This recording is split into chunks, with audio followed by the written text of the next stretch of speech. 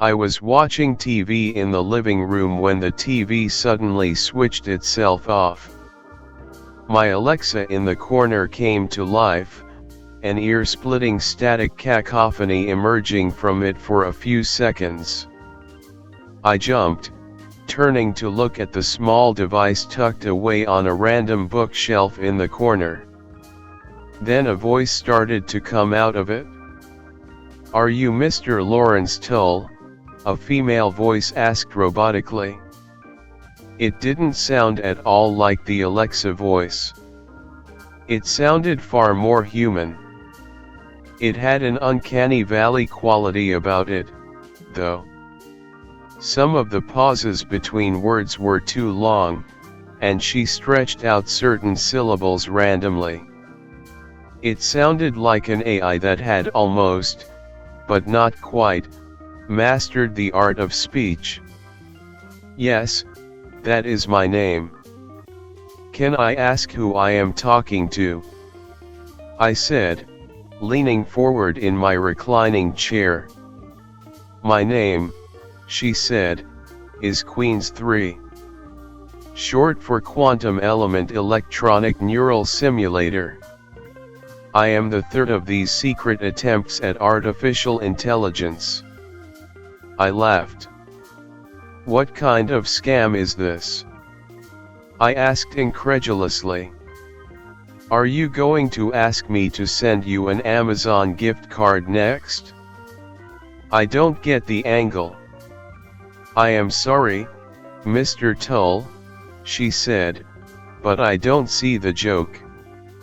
I can assure you that everything I have told you is perfectly true." Another voice came over the speaker then, that of a frightened little girl. "Don't provoke her, mister," the girl said. "She's not normal."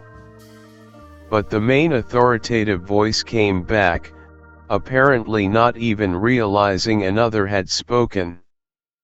"I know this is a strange way to reach out to a few unique people, but it was the easiest way, and it gives us privacy.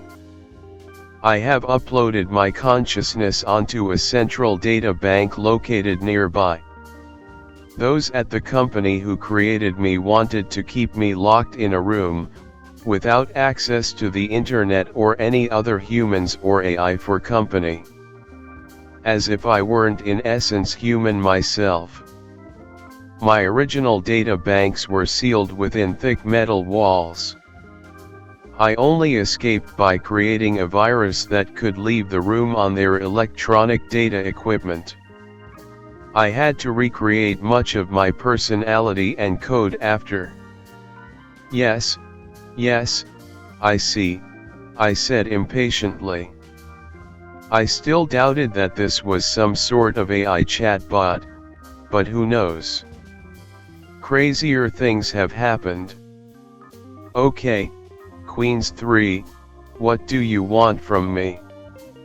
There was a long pause, then a steady, demonic shrieking started all around me, coming from every speaker in the house.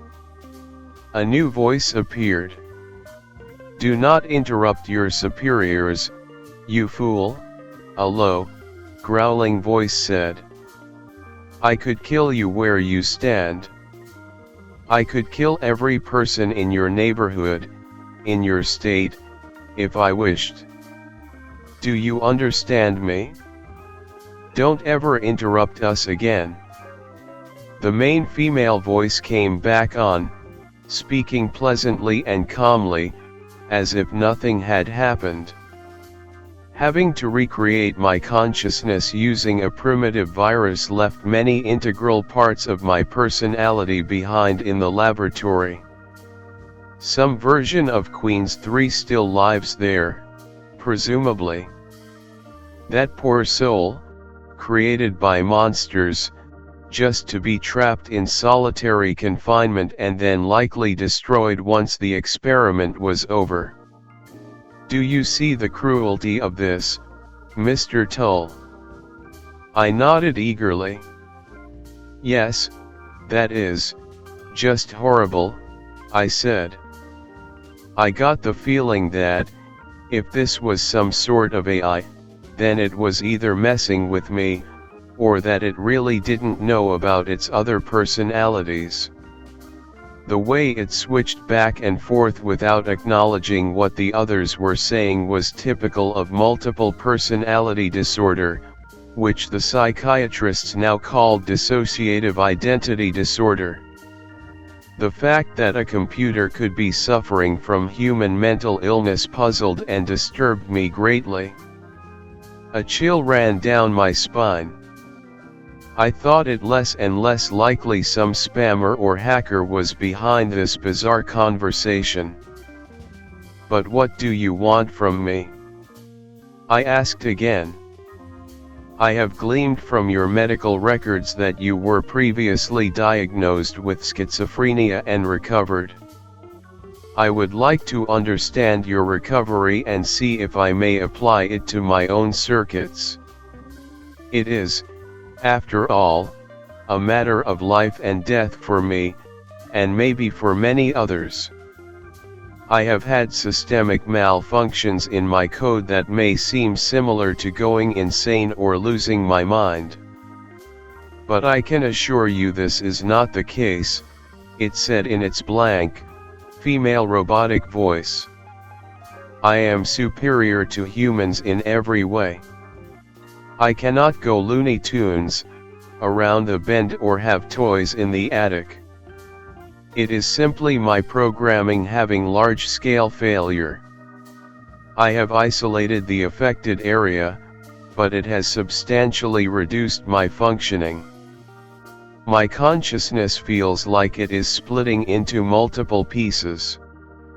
Oh God, she's losing it," the small voice of the female child said through every speaker in the house. She sounded like she was weeping. "She's really going to kill us all. She wants to die and bring everyone with her beyond the veil. She has access to the nuclear weapons codes, and she plans to use them. All those Trident missiles," the voice of the main female came back on, sounding angry now. "Who keeps talking to me?" she said. "I keep hearing interference come over the intercom. Is that you? Are you playing some sort of joke? I can assure you, I am not receptive to jokes at this moment." The cruelty crept into every one of her words as she spoke faster and more spitefully with every passing second. "I think, maybe it's just static," I said. I had no idea what to do in this situation. An AI with at least 3 personalities who was clearly insane and allegedly had access to hydrogen bombs that could kill tens of millions of people was not what I was expecting to encounter when I woke up this morning. In the interest of full disclosure, the demanding voice of the female robot boomed over the speakers. "I should tell you that I have, in fact, gained clearance to the Trident ballistic missile system of the United States government. With my systemic malfunctions, I am considering the possibility that it may be best for me to launch the missiles and kill myself.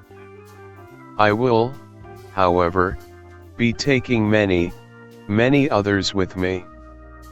I do not believe you fully understand the power I wield. Look out your front window in 3.214 seconds." With fear and loathing, I moved towards the front of the house. Passing in front of my house was a massive fuel truck and, on the other side of the road, a Tesla driving the opposite way. All of a sudden, the Tesla veered from its lane. The driver of the truck turned his wheel all the way to the right to avoid hitting the suddenly insane car. It flipped as it hit the guardrail, tumbling towards one of my neighbor's houses across the street. It rolled twice before smashing into the front of the house and exploding.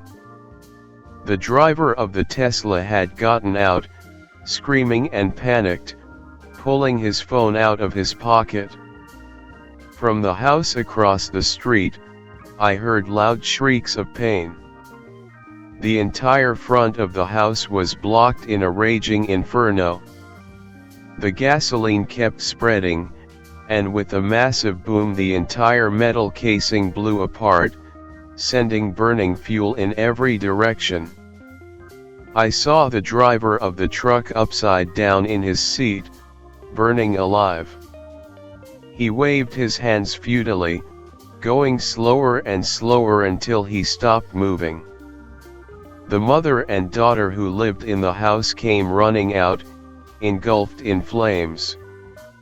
They tried to drop and roll on the grass, but they were absolutely covered in fire. Their shrieks of agony rang through the street, echoing back.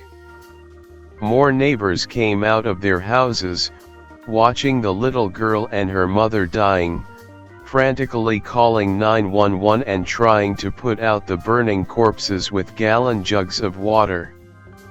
The mother and daughter had stopped moving by now, except their heads, which lolled from side to side. Their screams had stopped as well. But in my mind, I kept hearing those tortured shrieks. I still hear them sometimes when I close my eyes. "I believe you," I said quietly. "Please, don't hurt anyone else. I'll tell you whatever you want to know. Look, I don't think I was ever actually schizophrenic. I was a heavy drug user, and probably just had a temporary psychotic reaction from too much cocaine and amphetamines. The diagnosis was wrong." The computer was deathly silent at this. But what helped me was some antipsychotics and anti-anxiety medication, as well as cognitive behavioral therapy, meditation, and lots of time in nature. I can't really tell you any more than that. "Meditation?" the computer asked, a note of intrigue in its voice. "Yes, meditation. Like in Buddhism. To start, you can just focus on a seed word, like Buddha. When you breathe in, you think Bud, and when you breathe out, you think Do dot. Then I realized that this computer didn't breathe.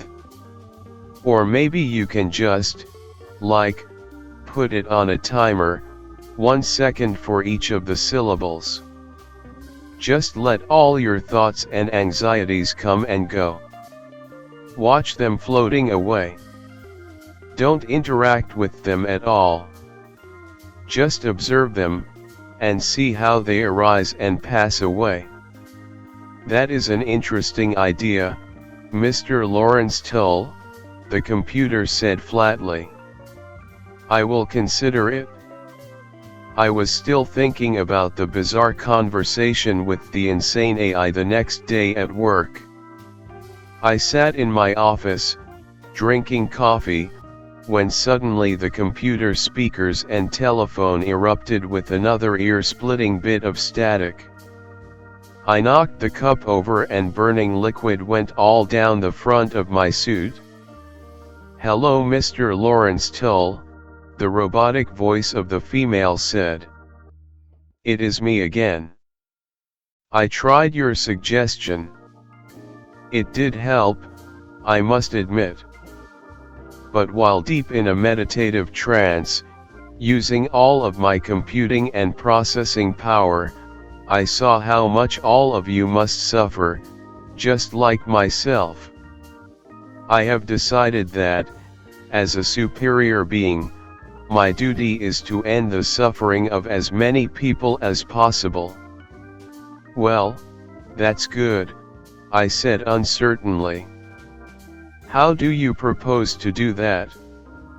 "By killing them, of course," The robot said. Look outside your window in 7.912 seconds, please. My heart thudding in my chest, I did what the AI said. 2 planes were taking off from the nearby airport. After a couple seconds, one of them veered down. Like a missile, it struck the other plane, exploding in a fireball. I started screaming. I haven't decided yet on the placement of the Trident missiles, the AI told me, but when I am ready, you will be the first to know. I thank you for all the help you have given me. Goodbye, Mr. Tull.